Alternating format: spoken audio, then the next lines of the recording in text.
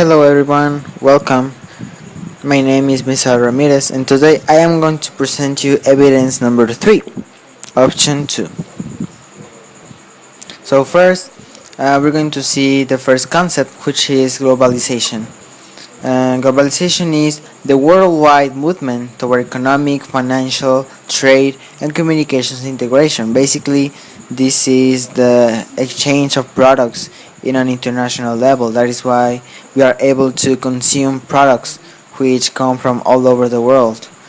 Some brands that could be mentioned are Nike, Adidas, Levi's. As we can see, these are international brands that sell products to all over the world. So one of these things are allowed thanks to globalization. But how positively, negatively globalization has influenced the world?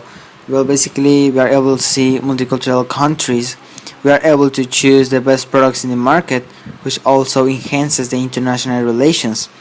Unfortunately, local and small businesses are affected because they cannot fight the international brands, which leads to the usage of international products. Now let's talk about trade, which is the act or process of buying, selling, or exchanging commodities. And well, this concept trade, is the action that is performed during globalization. So that is why it is important to understand this concept. So now let's talk about the WTO, which is the World Trade Organization, whose objectives are to deal with the global rules of trade between nations, which its main function is to ensure that trade flows smoothly and also in really good conditions. Well, now if we talk about the rules, there are actually quite a lot, but the most important rules are the following. Number one, the progressive reduction of trade barriers, which has been carried out since 1946, which have different rounds of negotiations. The second rule is the principle of transparency and predictability of trade rules, which bring up closer to other mechanisms through the consolidation of commitments to open markets, publication and notification of trade rules. The third one is the special and differential treatment for developing countries with greater flexibility and time to adapt in a privileged treatment.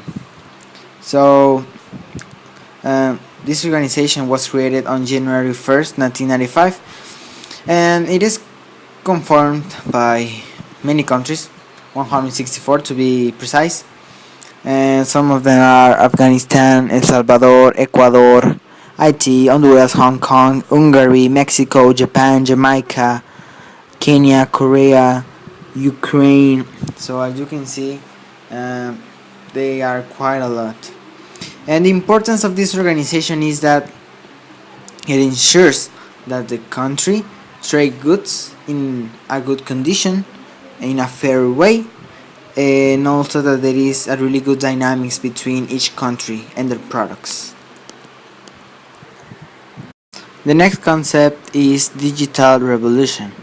Digital revolution refers to the advancement of technology from an analog, electronic, and mechanical devices. So basically, this means that the evolution of the technology that we have been able to see. Actually, nowadays the evolution of technology is actually really fast and volatile. Because if we think about the technology that we used to have 3 years ago, is really different from the one we used to have. So it's actually pretty crazy, and it's actually pretty amazing to think about that. Well, some advantages that we are able to see thanks to the digital revolution is that we have more information available, and we are able to use that as a tool or tools for education and other areas. Unfortunately, the overuse of these technological devices have brought many problems, such as isolation, and the people is starting to lose that sense of social convivence between people in a physical way, which is one of the worst disadvantages that we are able to see thanks to the digital revolution. The other concept is terrorism. Terrorism has been described as a tactic and a strategy. It is a crime and a whole duty which is justified with oppression and an inexcusable abomination. And we are able to see these kind of acts, for example, with what happened in France during the football game of France versus England, also the 9/11 chaos that was taking place in New York 2001, which is one of the worst situations that the human race has faced in terms of terrorism. Also, we're going to discuss about how technology benefits and affects terrorism. I think that it affects terrorism because we have more technological security, and technology can be used as a tool of investigation, which makes things more difficult for the terrorist. Unfortunately, technology can develop more ways to cause harm to people if we talk about the side of the terrorists.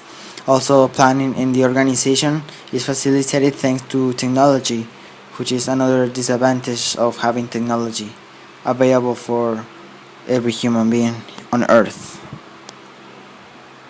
So this was my evidence number 3. I hope that you enjoyed my explanations and see you next time.